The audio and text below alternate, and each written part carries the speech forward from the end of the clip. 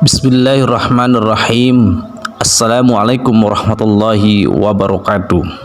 Kaum muslimin muslimat yang dimuliakan oleh Allah Subhanahu wa taala dan yang selalu senantiasa dalam keadaan setia mengikuti video-video motivasi tausiah di channelnya Safwan Tawakal.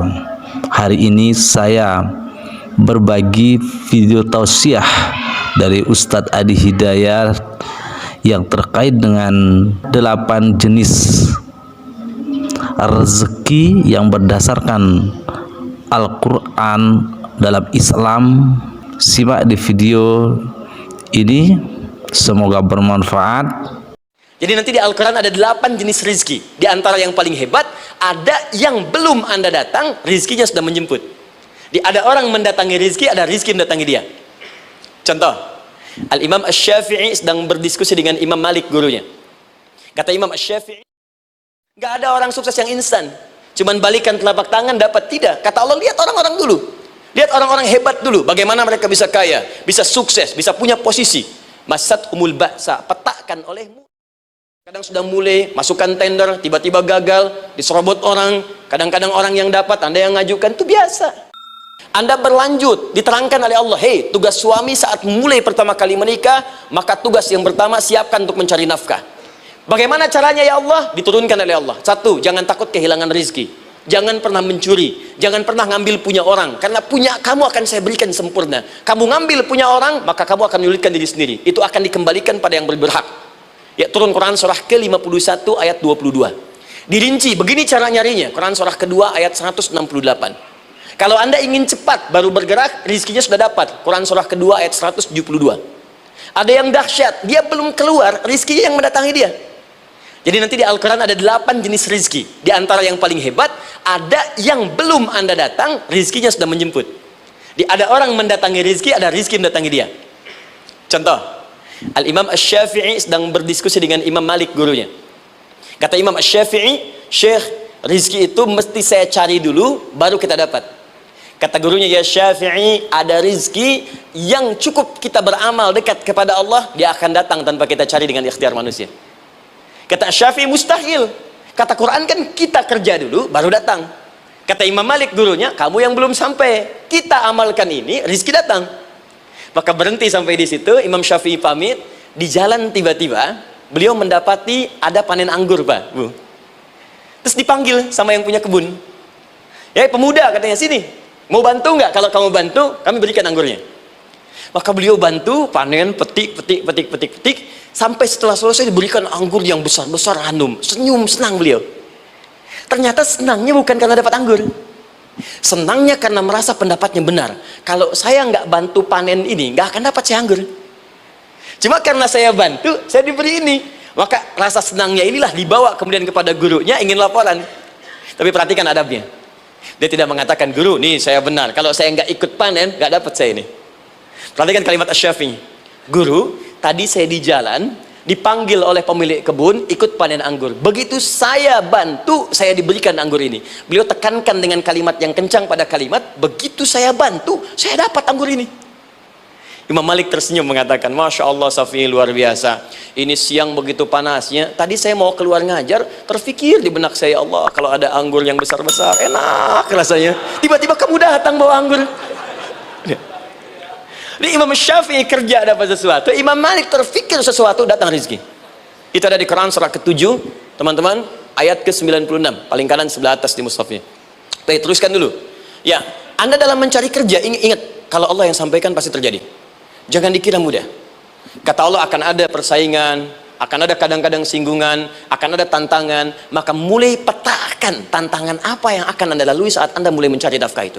Maka turun Quran surah kedua ayat 214, paling kanan sebelah bawah. Am hasibtum an tadkhulul jannata. Hei, apa kamu mudah begitu saja mengira akan sukses dalam pekerjaanmu?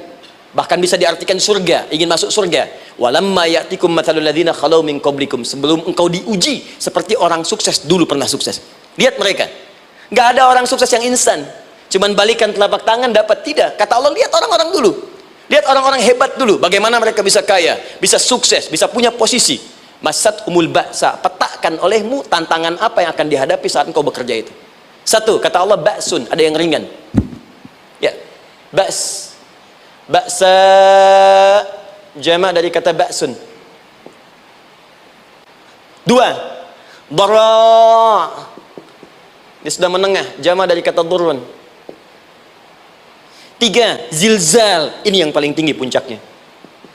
Jadi kalau anda sudah mendapatkan ini, yakinlah, berarti anda akan mendapatkan posisi yang tinggi. Karena mustahil orang besar diuji dengan ujian yang kecil.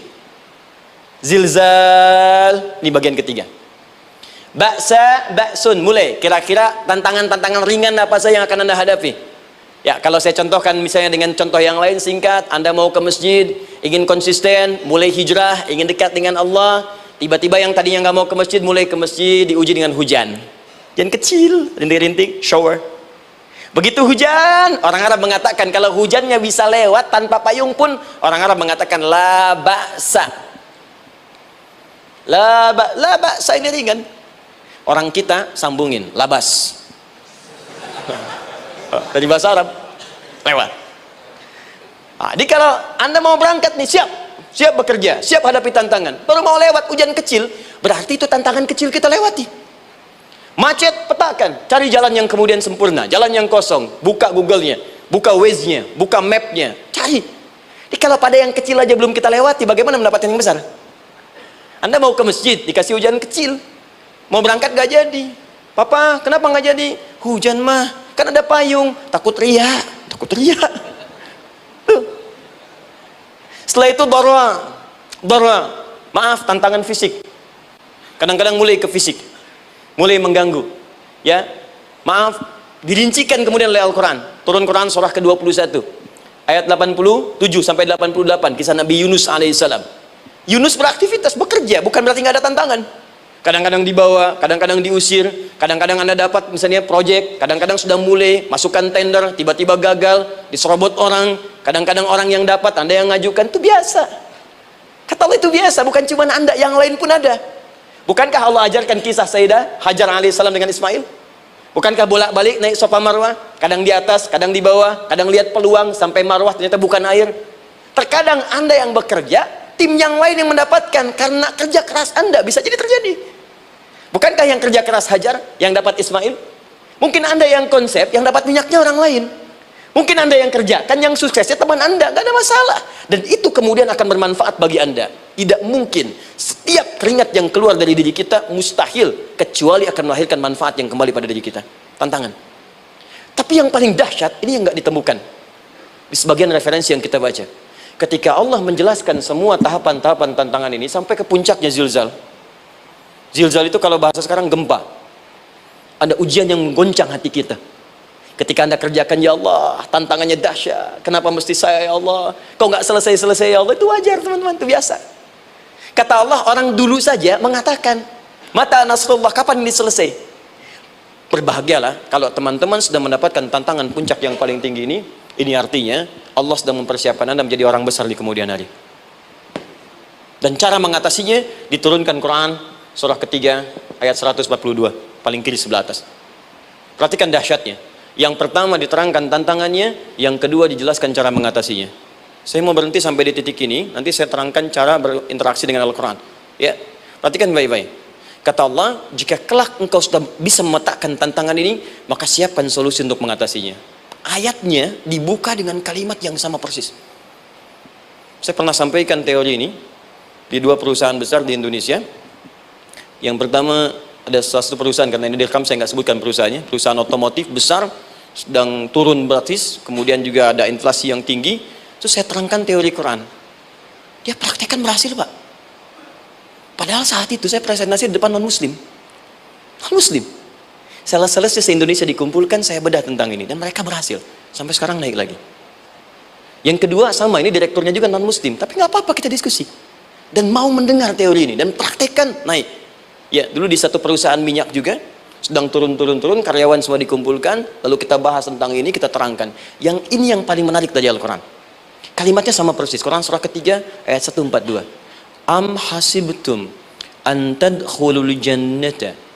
Apa anda duga akan begitu mudah mendapatkan kesuksesan dalam hidup? Tolong fokus baik-baik. Jangan selalu mengartikan jannah dengan surga. Karena asal kata jannah itu artinya kesuksesan, kebahagiaan yang belum tampak. Surga kenapa disebut dengan jannah? Karena itu puncak kebahagiaan kita yang belum nampak sekarang. Ya, saya kasih rahasia ya, ini antara kita saja nih. Kalau ada kata jim dengan nun di depannya, itu pasti tidak nampak, tersembunyi. Apapun tambahannya. Ya, misal, jin kenapa disebut dengan jin? Karena memang ketika diciptakan, dia tidak tampak, tersembunyi. Lawannya ins, karena itu kita disebut ins, karena saat lahir kita tampak. 18 kali disebutkan dalam Al-Quran. Ya ma'syaral jinni wal ins, wa ma khalaqtul jinna wal ins. Jadi jin disebut jin karena memang fitrahnya tersembunyi, nggak nampak. Jadi kalau ada jin melakukan penampakan, itu jin sedang kena masalah,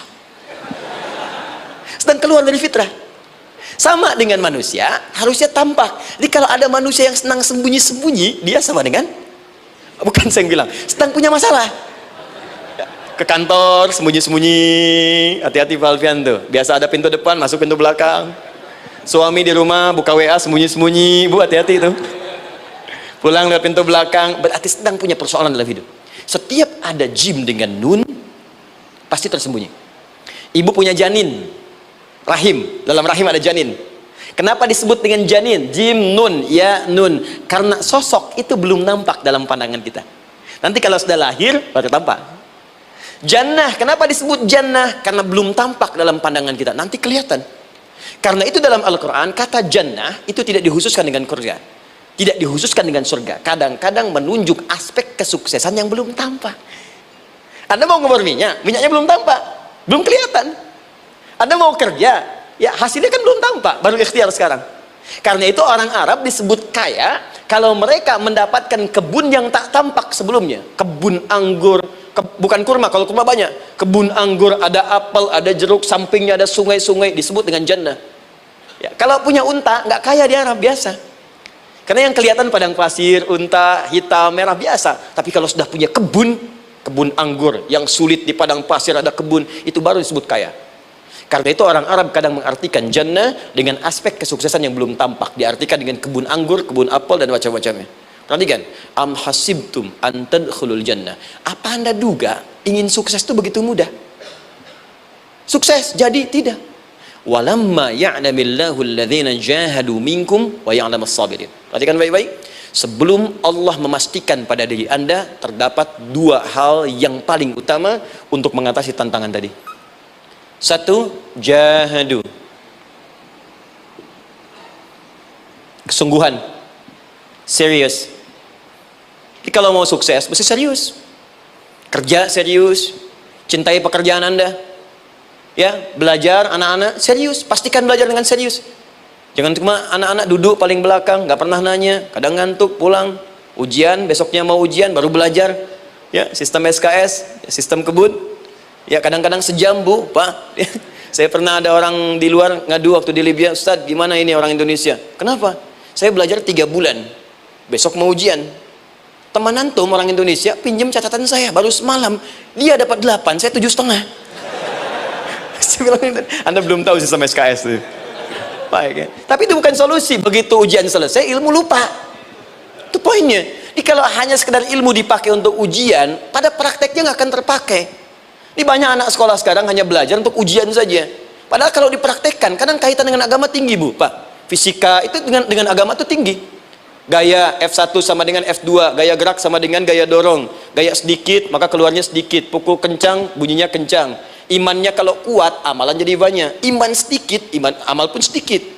F berbanding lurus dengan P, hukum Pascal. Gaya berbanding lurus dengan tekanan. Masuk bab akhlak. Makin banyak gaya, makin banyak tertekan. Nah itulah. Gaji 5 juta, gaya 10 juta, kan? Ini serius. Serius. Di divisi apapun Anda, saya 3 sepekan lalu lah takziah ke tempatnya yang Habibie, terus diminta tausiah di sana, dan saya perhatikan beliau termasuk yang paling serius ketika diberikan tugas apapun. Gak pernah diberikan amanah kecuali mencintai pekerjaan itu. Yang Habibie demikian. Ciri orang sukses itu serius. Tapi keseriusan itu, kata Allah, petakan jadi 3 bagian lagi. Karena jahadu itu punya 3 turunan kata. Satu, keseriusan merencanakan, disebut ijtihad namanya. Punya rencana. Mappingnya apa? Stepnya apa? Oke, Anda ingin kerjakan sebuah proyek, baik, proyeknya berlangsung berapa lama? Target kita apa? Jangka panjangnya, menengahnya, jangka pendeknya. Kemudian apa tantangan yang akan dihadapi di setiap tahapan-tahapannya? Selesaikan. Bahkan saking pentingnya tahap perencanaan ini ditunjukkan oleh Allah langsung lewat sholat. Teman-teman masih ingat sholat pertama yang kita kerjakan setiap hari? Sholat apa namanya? Subuh. Apa artinya subuh? Tuh, ini masalahnya. Ini kata Al-Quran sendiri ya, kata Al-Quran sendiri. Nanti akan ditemukan orang yang ibadah tidak paham apa yang dikerjakan dan dilakukan dalam ibadahnya. Contoh sholat. Kata Allah akan ada orang sholat yang saat sholat tidak mengerti apa yang ia baca dan ia lakukan dalam sholatnya. Jujur tanyakan pada diri kita. Sampai detik ini, dari sekian ribuan kali ruku dan sujud, berapa persen bacaan sholat yang kita pahami? Jangan-jangan kita ruku tapi nggak ngerti yang dibaca.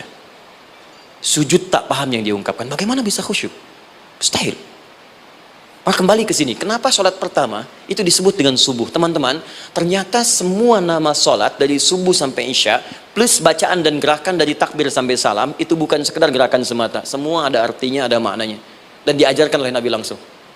Subuh disebut dengan subuh. Ada dua kata. Satu, fajar. Quran surah ke-17 ayat 78. Inna Qur'an al-fajri kana mashhuda. Kedua, subuh di surat At-Takbir. Was subhi idza tanaffas. Kenapa disebut fajar? Fajar itu pancaran positif, pancaran kebaikan.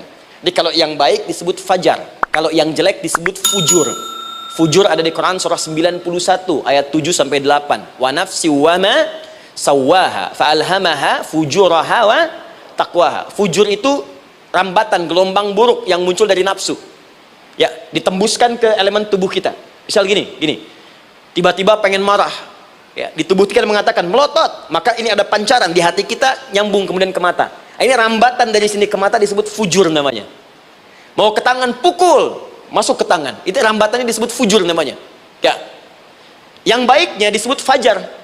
Ya, misal saya ingin sholat, tiba-tiba hati mengatakan sudah azan, merambat ke kaki, cepat melangkah, cepat wudhu. Nah itu rambatannya disebut fajar namanya, atau infajar.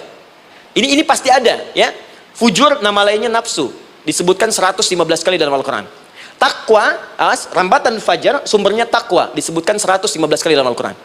Di jiwa kita ada takwa, ada nafsu. Takwa yang dorong malaikat, disebutkan 88 kali dalam Al-Quran. Nafsu yang dorong setan, disebutkan sama 88 kali. Di setiap Anda akan mengerjakan satu hal, pasti akan yang mendorong pada yang baik, akan mencegah dari yang baik itu nafsu. Pasti itu. Pak Alfian mau tanda tangan proyek. Tiba-tiba disodorkan, Pak, ini Pak, kok begini proyeknya? Perbaiki, karena ada yang nggak beres. Tapi fee-nya lumayan Pak, 1 miliar. Nggak bisa, jiwa takwa mengatakan jangan terima Pak. Bapak mengatakan maaf, ini jari tahiyat, gak akan pernah dipakai maksiat. Perbaiki, datang lagi. Ini Pak, kok sama?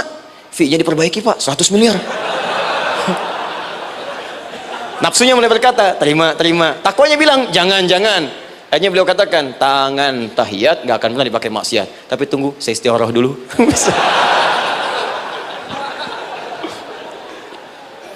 Nah, waktunya, ini salatnya disebut fajar. Kenapa disebut fajar? Karena saat kita tidur, terus dengar suara azan, Allahu Akbar, maka memancar dari iman kita, rambatan untuk merespon suara itu. Bangun kita untuk menunaikan salat. Waktunya disebut subuh. Kenapa disebut subuh? Dari kata asbah. Asbah itu artinya yang siap dengan rencana. Ya orang Islam tuh nggak ada yang bangun dari tidurnya kecuali punya rencana jelas yang akan dieksekusi di hari itu. Makanya sebelum kita bekerja mengeksekusi itu, kita datang menghadap Allah supaya Allah berikan kemudahan di setiap aktivitas kita. Coba lihat manajemen Nabi. Bukankah sebelum tidur beliau istighfar dulu? Dirinci pekerjaannya, dicatat yang akan dikerjakan besok, istighfar 70 kali, 100 kali, sehingga dengan istighfar saat tidurnya tenang. Coba kita biasakan. Ada yang baca Quran, ada yang istighfar. Kalau nggak percaya silahkan cek. Begitu Anda lakukan, tidurnya enak. Besoknya rencana itu sudah siap. Makanya ketika bangun, siap jam 7 mau kemana, jam 8 ada di mana, jam 12 kerjakan apa. Sebelum mengerjakan itu, datang kepada Allah, sujud, ya Allah, saya punya rencana ini tolong mudahkan. Begitu caranya. Itu yang disebut dengan subuh. Nah, sekarang kembalikan peta hidup kita mau seperti apa ke depan? Ijtihad. Yang kedua, kalau sudah jelas konsepnya, visinya sudah ada, maka jihad. Yang kedua jihad. Jihad itu eksekusinya, aksinya, actionnya, perjuangan fisiknya. Rencananya apa? Tahajud malam nanti. Bismillah. Jam berapa? 2:30. Baik, yuk kita mulai rencanakan. Eksekusi rencananya. Bagaimana cara kita bangun 2:30? Pasang alarm. Jam berapa alarm dipasang?